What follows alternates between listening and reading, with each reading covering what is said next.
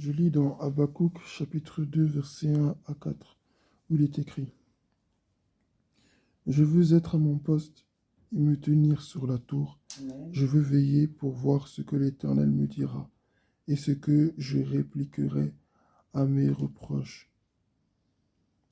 L'Éternel m'a répondu et m'a dit: Mets la vision par écrit, grave-la sur des tables afin qu'on la lise couramment. En effet, c'est encore une vision qui concerne un moment fixé. Elle parle de la fin et ne mentira pas.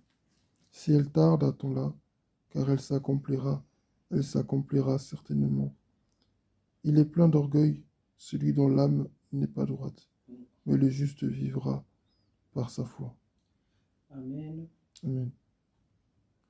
Donc, ici dans ce passage, il est question d'une personne qui est en communion avec le Seigneur, qui a une vraie relation avec Dieu. Et au premier verset, il dit: Je veux être à mon poste et me tenir sur la tour. Je veux veiller pour voir ce que l'Éternel me dira, ce que je répliquerai à mes reproches. Dans un premier temps, il dit qu'il est à son poste, à sa place. Il veut, quand cette fois, c'est là qu'il veut être, c'est là qu'il veut se tenir. Il exprime son désir d'être là où il doit être, à son poste, sur la tour, dans la prière, dans la présence de Dieu, pour être prêt à savoir ce que le Seigneur lui dira.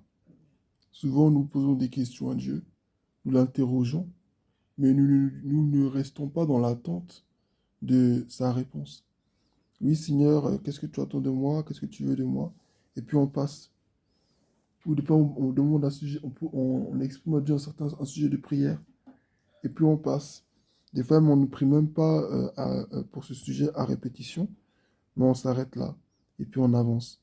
Or, un sujet de prière, normalement, tant que tu n'as pas eu l'exaucement, tu continues de prier pour ça. Amen. Lundi, mardi, mercredi, jeudi, vendredi, samedi, dimanche, chaque semaine, chaque mois. Tant que ton sujet, tu n'as pas vu l'exaucement, tu continues de prier. Raison pour laquelle Jésus nous parle du fait de ne pas se relâcher dans la prière. Comme dans la parabole de la veuve et du juge unique. Ici, il y a un homme qui est prêt à recevoir du Seigneur. Des fois, nous ne recevons pas, non pas parce que nous demandons mal, mais parce que nous ne sommes pas aussi disposés à recevoir.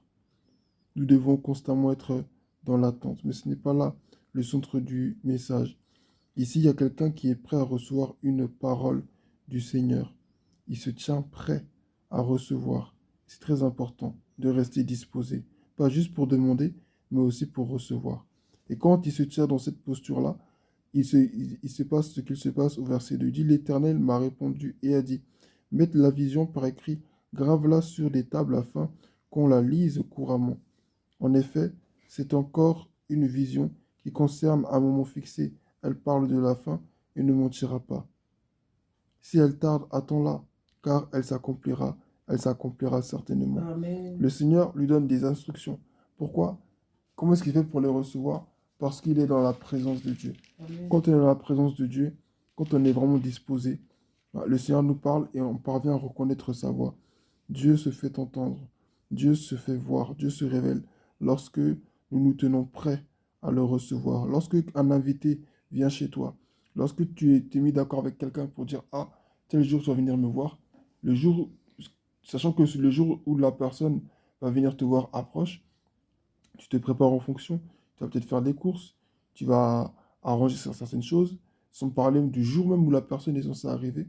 Tu vas bien arranger ta maison, tu vas faire le ménage, parce que tu sais qu'il y a une personne qui arrive chez toi. Tu disposes la table, tu mets une nappe, tu prépares tout ce qu'il faut. Et quand la personne arrive maintenant, vous partagez un certain moment, vous apprenez des choses, vous échangez. Et quand cette personne part, elle te laisse un souvenir d'elle dans ta maison. C'est comme ça avec le Seigneur. Il faut être prêt à le recevoir. Amen. Et quand Habakkuk a été prêt, le Seigneur lui a donné des instructions claires. Dieu est un Dieu précis. Amen. Quand il a dit à Moïse sur la montagne ce qu'il devait faire, Dieu lui a donné des instructions claires et précises. Notre Dieu est un Dieu trop précis pour qu'aujourd'hui, nous soyons confus quand il veut nous dire des choses. Non, ce n'est pas exactement ce que Dieu veut. Non, on a du mal à discerner la volonté de Dieu. Non, c'est vrai que Dieu ne dit pas tout. Dieu ne dit pas tout, c'est vrai, mais Dieu est un Dieu précis. Amen. Et ici il dit, mets la vision par écrit, grave-la sur des tables afin qu'on la lise couramment. Quand Dieu donne une vision, la vision elle est claire. Amen. La vision ne peut pas être ambiguë. C'est vrai que Dieu ne dit pas tout. Dieu peut dire aujourd'hui à Moïse, va en Égypte.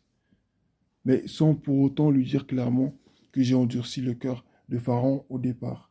Dieu peut lui dire aujourd'hui, va parler au peuple, sans lui dire que le peuple au départ ne va pas forcément te croire.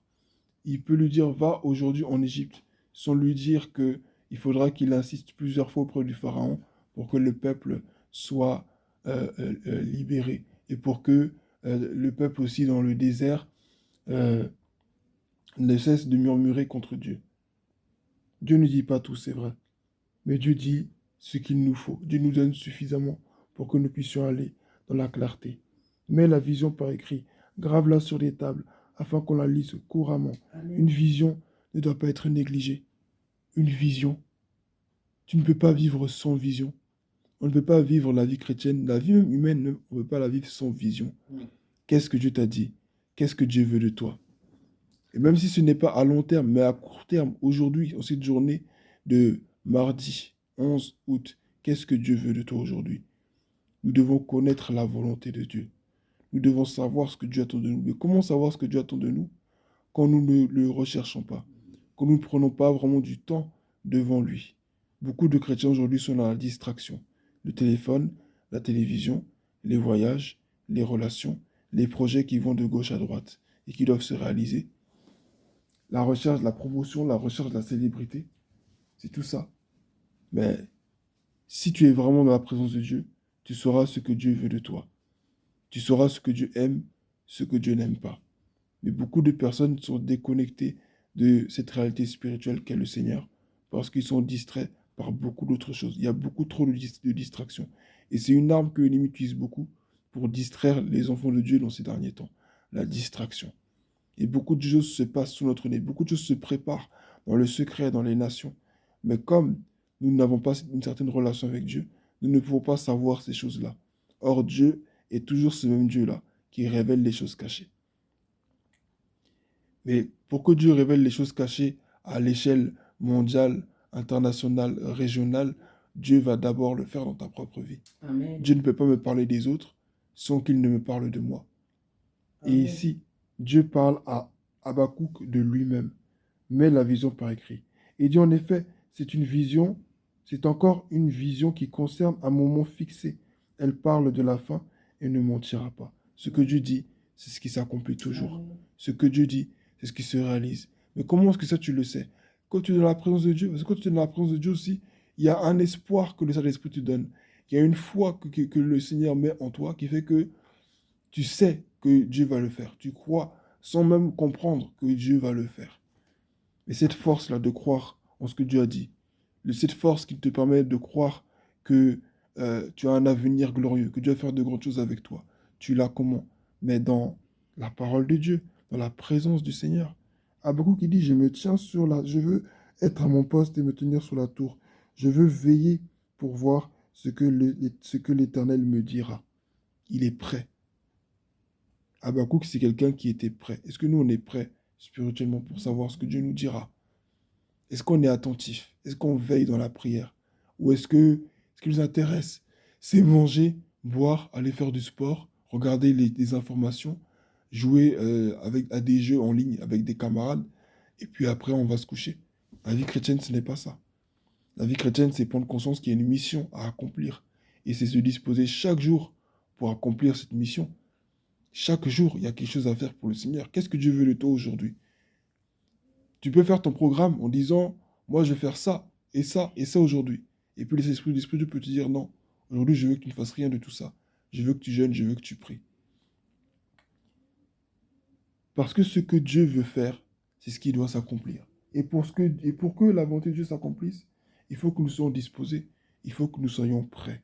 Il faut que nous soyons prêts à se soumettre au programme, au planning de Dieu. Il dit, si elle tarde, attends-la, car elle s'accomplira certainement. Le fait de se disposer ne veut pas dire que tout sera facile. Ne veut pas dire aussi que tout va s'accomplir du jour au lendemain, avec facilité, sans la moindre embûche. Il y aura des hauts et des bas. Il y aura l'attente qui il y aura une certaine attente. Amen. Il faudra faire preuve de patience avec le Seigneur. Parce que Dieu prend le temps de te préparer. Dieu prendra le temps de te former. Dieu prendra le temps de solidifier, de renforcer notre foi dans l'intimité et au travers des épreuves.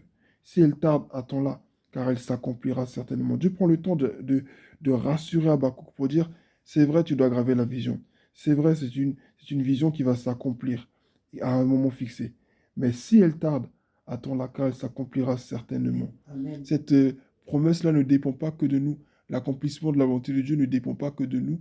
Même pas, elle ne dépend même pas de nous, elle dépend du Seigneur. Amen. Nous avons notre rôle à jouer, c'est vrai, nous devons nous disposer, nous devons faire notre part, c'est vrai, mais ça dépend avant tout de Dieu. La Bible le dit, il y a beaucoup de projets dans le cœur de l'homme, mais c'est celui de l'Éternel qui s'accomplit. Amen. C'est Dieu qui décide. Et nous devons vraiment nous attendre à lui en sachant qu'il va faire les choses en son temps. Il dit ensuite au verset 4, « Il est plein d'orgueil celui dont l'âme n'est pas droite, mais le juste vivra par la foi. » Celui qui est orgueilleux, c'est celui qui ne se confie pas dans le Seigneur. L'orgueil, c'est pas juste dire « je suis mieux que les autres », c'est pas juste refuser les reproches, c'est vouloir être indépendant de Dieu aussi.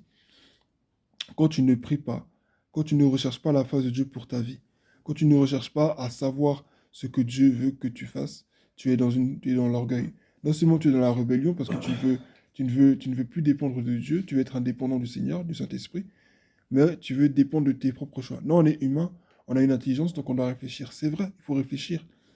Mais cette réflexion-là, tu dois aussi la déposer au pied du Seigneur. J'ai réfléchi, j'ai fait mes calculs. Ok, maintenant, Seigneur Dieu, qu'est-ce que toi tu en penses?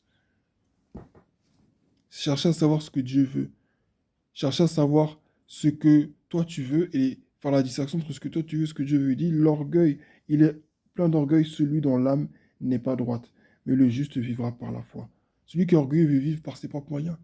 Il veut prévoir, il veut faire ses choses. Mais celui qui veut marcher avec Dieu, il vit par la foi. Qu'est-ce que ça veut dire? L'orgueilleux va dire, non, moi j'ai assez d'argent pour faire ci, j'ai assez d'argent pour faire ça, c'est maintenant que je vais faire. Mais celui qui a la foi, il se jette à l'eau, même s'il n'a pas de moyens. C'est pas qu'il faut être fou, mais il faut se confier dans le Seigneur, parce que c'est la volonté, il s'agit là de la volonté de Dieu. Dieu peut te dire aujourd'hui, je veux que tu changes de pays. Comme papa a rendu des témoignages ici de gens qui devaient changer de pays, comment Dieu l'a fait. Dieu peut faire l'impossible. Amen. Amen. Mais nous devons avoir foi en lui. Alors je vais conclure par ces dernières paroles. J'ai essayé d'être précis avec chaque verset. Mais une chose est essentielle ici. Tu veux savoir ce que Dieu attend de toi. Tu veux savoir ce que Dieu veut que tu fasses. Tu veux aller de l'avant avec Dieu. Tu veux avoir une vision claire de ce que Dieu attend de toi. Va dans sa présence. Amen. Et tiens-toi prêt à entendre sa voix. Amen. Moïse était devant le buisson ardent. Dieu l'a attiré à cet endroit-là. Dieu l'avait conduit. Et quand Dieu l'a conduit à cet endroit et qu'il a entendu la voix de Dieu, il a su exactement ce que Dieu voulait de lui. Dieu ne peut pas te dire ça. Dieu ne peut pas encore ne pas te dire ce qui te concerne. Dieu ne peut pas ne rien te dire. Dieu ne peut ne pas te répondre sur le champ, mais il va toujours finir par te répondre. Dieu ne te dira certes pas tout, mais il te dira exactement ce dont tu as besoin. Alors va dans la présence de Dieu pour entendre sa voix. Amen. Et tu sauras exactement quel est son plan pour ta vie. Il dit à Jérémie, avant que moi je te répondrai, je t'annoncerai de grandes choses, des choses cachées, des choses que tu ne connais pas. Dieu sait que nous sommes ignorants, mais nous avons besoin de lui pour nous éclairer. Donc allons dans la présence de Dieu et soyons prêts parce que Dieu va certainement nous parler. Amen. Amen.